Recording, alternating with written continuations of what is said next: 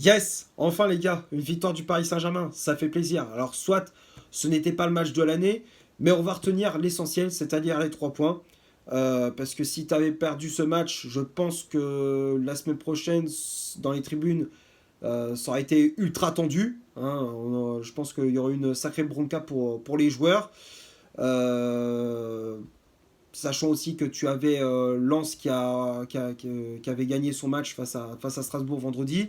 Donc il s'était revenu à 3 points. Donc comme je te disais, si tu avais perdu ce match, là, la semaine prochaine, ça aurait été ultra tendu. Alors je dis pas que maintenant, avec cette victoire, c'est relax, hein, mais on va dire que c'est moins délicat.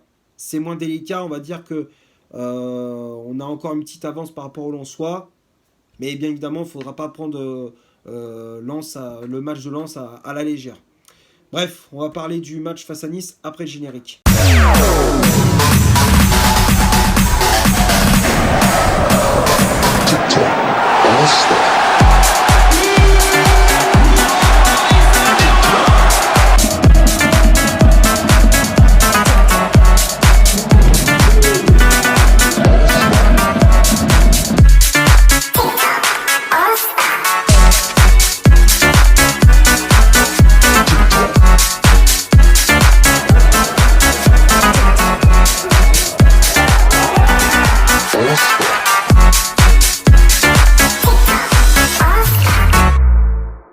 Salut à tous, amis parisiens, supporters du PSG, j'espère que vous avez la forme. Aujourd'hui, on se retrouve pour le débrief du match OGC Nice Paris Saint-Germain. C'était une rencontre qui comptait pour la 30e journée de Ligue 1 Uber Eats. Victoire des Parisiens 2-0 à l'Alliance Riviera. Léo Messi avait ouvert le score à la 26e minute de jeu. Et la 76e, Sergio Ramos fait le break. Et avec ce résultat, le club de la capitale se relance après 2 défaites consécutives. Au classement, comme d'habitude, je t'affiche juste ici. Donc on est toujours premier avec 69 points, 22 victoires, 3 matchs nuls et 5 défaites. On compte 6 points d'avance, comme je disais, sur le RC Lens 2e et on compte 8 points d'avance sur Marseille 3e. Alors, pour débriefer ces 90 minutes, pour parler du contenu de cette partie, la première période était très équilibrée entre les deux formations. On a vu une équipe niçoise qui d'entrée a mis de l'agressivité, de l'intensité, de la vitesse, de la percussion. Sur le terrain, ils étaient très haut. Les hommes de Didier Décart, ils avaient mis un sacré pressing, hein, un gros pressing, ce qui empêchait les Parisiens de relancer proprement le ballon, de construire le jeu. En plus de ça, on perd Renato Sanchez sur blessure, encore une fois. Faudra en parler de ce joueur, hein, parce que c'est pas normal qu'à chaque fois, dès que Galtier le met titulaire consécutivement, enfin dès qu'il enchaîne plus de 2 matchs, il se blesse. C'est pas normal. C'est pas normal, c'est pas possible à ce niveau-là. Comment ça se fait qu'à chaque fois, dès que tu joues plus de 2 matchs, tu te blesses. À chaque fois. Hein. À chaque fois. Un coup, c'est le mollet, un coup, c'est les chevilles, un coup, c'est les adducteurs. Là, apparemment, c'était les adducteurs après un contact avec un joueur niçois. Mais c'est pas normal. C'est pas normal. Je serais bien curieux de savoir à quoi ressemble l'hygiène de vie de Renato Sanchez. Hein. Parce qu'on peut critiquer l'hygiène de vie de Neymar.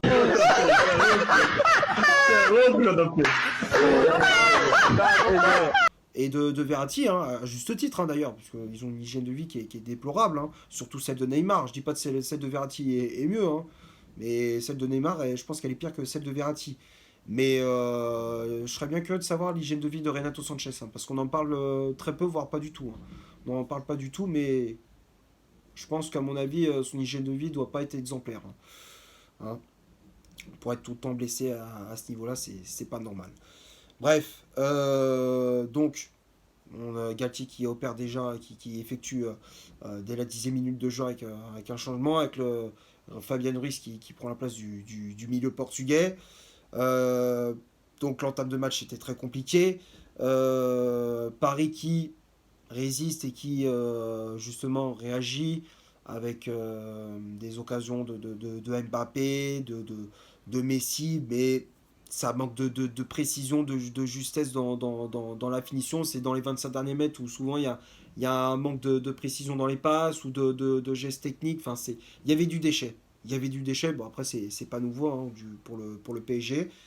Mais on arrive tout de même à ouvrir le score à la 26e minute de jeu grâce à Léo Messi sur un décalage de Carlos Soler côté gauche. Mendes qui sont une première fois, ça a été mal renvoyé par la défense niçoise. Mendes qui reprend le ballon et qui centre à nouveau pour Messi, qui ajuste parfaitement Kasper Schmeichel d'une frappe à bout portant. Ouais, Messi qui permet aux Parisiens de mener 1-0.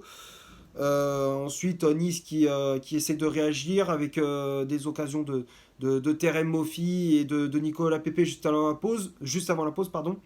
Mais heureusement qu'on avait un très bon Gianluigi Donnarumma qui a fait pour moi pour moi, le meilleur match de la saison. Pour moi, je crois que c'est le meilleur match qu'il ait fait depuis cette saison. Je crois que c'est son meilleur match. Il a réalisé de très bons arrêts. Je te mets l'image d'ailleurs de l'arrêt qu'il a fait face à Nicolas Pepe. Surtout qu'elle n'est pas facile parce il y a un rebond juste avant. Il arrive tout de même à la sortir du genou, cette frappe. Très belle parade de la part de Gigi Donnarumma qui, comme je disais, nous a sauvés. Hein. Pour moi, si tu repars de Nice avec les 3 points, c'est d'une part grâce à lui. C'est d'une part grâce à lui. Donc on s'en sort très bien. À la mi-temps, il y avait 1-0 pour le club de la capitale. La deuxième période, c'est toujours compliqué. Nice qui essaye d'égaliser avec Kefren Turam, avec Terem Moffi. Ça passe toujours pas. Il y a aussi ce fait de jeu vers entre la 53e et la 56e, si je dis pas de bêtises. Hein. Avec l'occasion de Dante sur corner qui reprend de voler, ce ballon. Ça tape la transversale avant de, de, de, de toucher, enfin de rebondir sur la ligne. Hein. De toute façon, tu vas voir avec les images. Ça se joue à rien. Ça jouait vraiment à rien. Ça jouait à quelques millimètres. Mais la Goal Line Technology a décidé que le but n'est pas validé. Hein, vu que le ballon n'a pas entièrement franchi la ligne. Donc toujours 1-0 pour les Parisiens.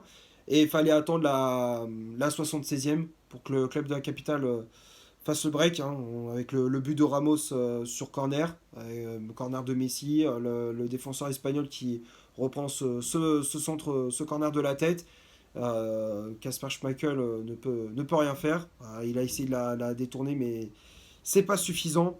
2-0. Donc le break est fait.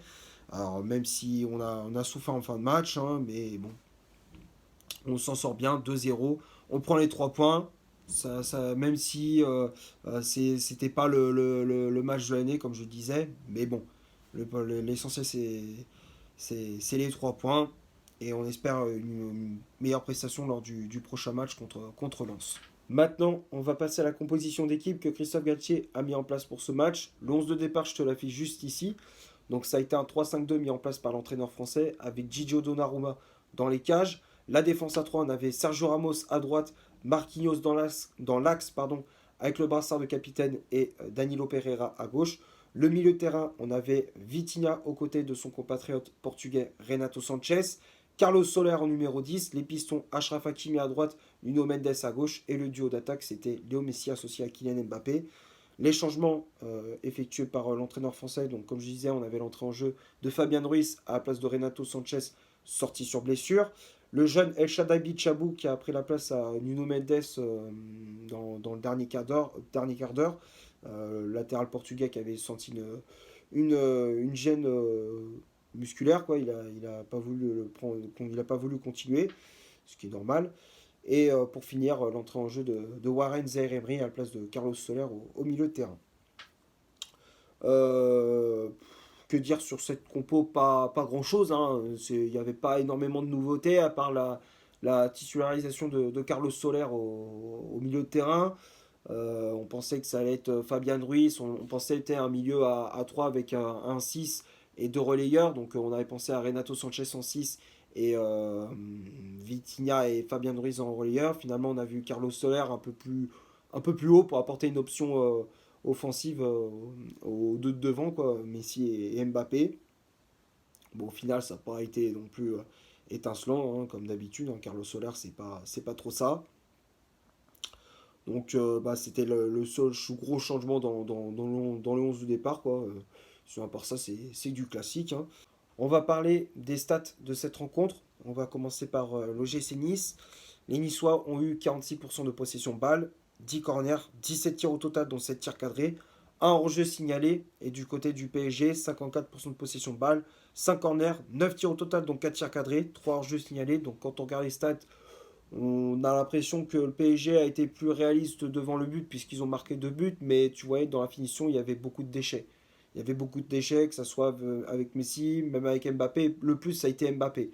Le pire, ça a été Mbappé parce que tu voyais à un moment donné, à la fin du match, il loupe une occasion qui est immanquable. Le but était grand ouvert. Le Messi, au lieu de frapper, il la passe à Mbappé. Le but, comme je disais, était grand ouvert et il trouve le moyen de la mettre au-dessus.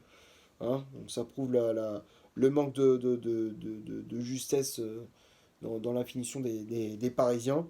Ouais, ça a été très compliqué hein, dans la finition. Nice qui a eu des occasions, c'est vrai, mais malheureusement, ils étaient tombés sur un très bon Gigio Donnarumma.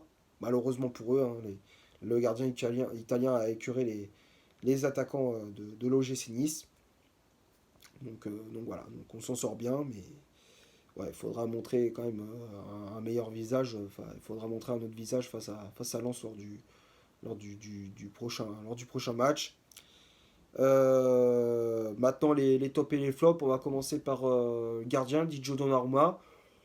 Pour moi, le gardien du PSG a fait un très bon match. Il a fait un très bon match. Il a fait de nombreux arrêts, que ce soit devant Pepe, Mofi, Kefren Turam. Il a été infranchissable, le gardien de la Squadra Azzurra. Il a fait de nombreux arrêts. Bon, même si les relances au pied, c'est toujours compliqué pour lui. Mais on va dire que ça va. Dans l'ensemble, il a fait un très bon match. Donc le portier italien, je le mets dans les tops. La défense à 3, Ramos, Marquinhos et Danilo Pereira. Euh, les trois, ils n'ont pas été mauvais. Je les mets dans les tops. Mais on va dire que pour moi, le meilleur des trois, ça a été Danilo Pereira. Ça a été Danilo Pereira. Il a été très solide, très costaud. Même s'il a failli mettre un but contre son camp, où à un moment donné, il avait fait une déviation. Heureusement, ça a été dévié par la barre transversale. Il a failli mettre un CSC, mais dans l'ensemble, il a fait un bon match, hein, le défenseur portugais. Donc je mets dans les tops. Marquinhos aussi, il n'a pas été mauvais. Bon, il n'a pas été exceptionnel, hein, comme d'habitude cette année, c'est compliqué pour lui. Mais on va dire que ça va. Ça va, il a plutôt bien tenu le coup, même si par moment il était un petit peu en difficulté, mais ça va. Ramos, pareil aussi. Bon, c'est lui qui marque le deuxième but pour le PSG. Ah, il faudra qu'il fasse gaffe aussi aux relances, par contre, parce qu'il souvent il faisait des relances dans l'axe, chose qui est très dangereux. Hein. C'est une chose qui est très, très dangereuse. Il faut surtout pas faire ça. Enfin, il prenait beaucoup de risques à faire ça. Heureusement qu'il n'y a pas eu de conséquences, mais il faudra qu'il fasse gaffe, Ramos, avec les relances, parce que c'était très compliqué aussi. Ensuite, le milieu de terrain, Vitinha, Renato Sanchez. Sanchez, je mets dans les flops. Bon, malheureusement, il était sorti très tôt dans le match à cause d'une blessure. Vitinha, encore une fois, c'était très compliqué aussi dans l'impact physique, dans la récupération du ballon, dans la conservation de la balle. C'était compliqué aussi. Il s'est fait bouger au milieu de terrain. Il s'est fait bouger, hein, il s'est fait manger par le milieu de terrain de l'OGC Nice. Pour moi, on a perdu cette bataille du milieu de terrain. On a perdu cette bataille. On voyait qu'on a énormément subi. Donc Vitinha, je le mets dans les flops. Carlos Soler, ça a été très compliqué aussi. Il a pas, on s'attendait à mieux de sa part, hein, comme d'habitude, mais bon, toujours une déception. Il ne faut pas s'attendre non plus à des miracles de sa part. Donc Soler, je mets dans les flops. Les pistons, Hakimi et Mendes, j'ai préféré l'appréciation de Nuno Mendes, qui a été meilleur, qui a apporté un peu plus d'animation, de vitesse, de percussion. Il est passeur décisif sur le but de Messi. Très bon match de la part du latéral portugais, qui a été, pour moi, c'est le joueur le plus régulier de la saison Paris Saint-Germain avec Mbappé. Même si Mbappé en ce moment, c'est pas trop ça, mais on va en parler après. Mais c'est le joueur le plus régulier, tu vois. Défensivement, il est très solide, très costaud. Sur les phases offensives, il apporte de la profondeur, de la vitesse, de la percussion, comme je le disais. Non, il y a rien à dire. Très bon match de la part de Nuno Mendes. Hakimi, il n'a pas été mauvais. Mais bon, on a connu un meilleur Achraf Hakimi, hein, tu vois, dans la vitesse aussi, de la percussion, les centres. Bon, ça a pas, il a pas été mauvais, mais on s'attendait à mieux de sa part, hein. Je pense qu'il peut montrer autre chose. Je pense qu'il peut élever son niveau de jeu. Je pense il est capable de montrer un autre visage, un visage plus convaincant. Mais bon, le latéral marocain, je le mets quand même dans les tops. Et puis les deux devant, Messi et Mbappé. Messi, pour une fois, il n'a pas fait un mauvais match, hein. Ça faisait un petit moment qu'on n'avait pas vu, Messi faire une bonne prestation. Il a été buteur, il a été passeur décisif sur le but de Ramos. Donc bah, l'Argentin, je mets dans les tops. Il a apporté, il a été, on va dire, il avait un peu plus de motivation par rapport à d'habitude. Ça change. Et puis Mbappé, bah, je le mets dans les flops. Je le mets dans les flops. Pour moi, il n'a pas été bon du tout. Ça fait déjà plusieurs matchs, hein, quand même, que Mbappé, il n'est pas bon. C'est bien beau de faire des communications sur Instagram par rapport tu sais, le fait, le Kylian Saint-Germain, ce n'est pas le Kylian Saint-Germain, tout ça. Tu sais, soi-disant avec la vidéo d'abonnement au Parc des Princes, tout ça, tu sais, il y a eu la polémique avec ça. Il fait des déclarations sur les réseaux sociaux et qui fracasse un peu le club.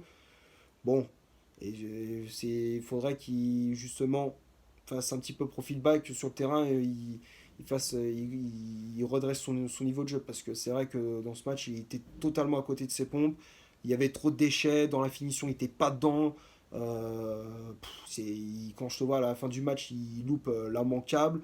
Ah, il a tout fait à l'envers. Mbappé, il a tout fait à l'envers dans cette rencontre. Donc, comme je te dis, il faut qu'il se reconcentre un peu plus sur son jeu pour qu'il redevienne comme qu'il a fait cette saison où il a été performant dans tout, quoi.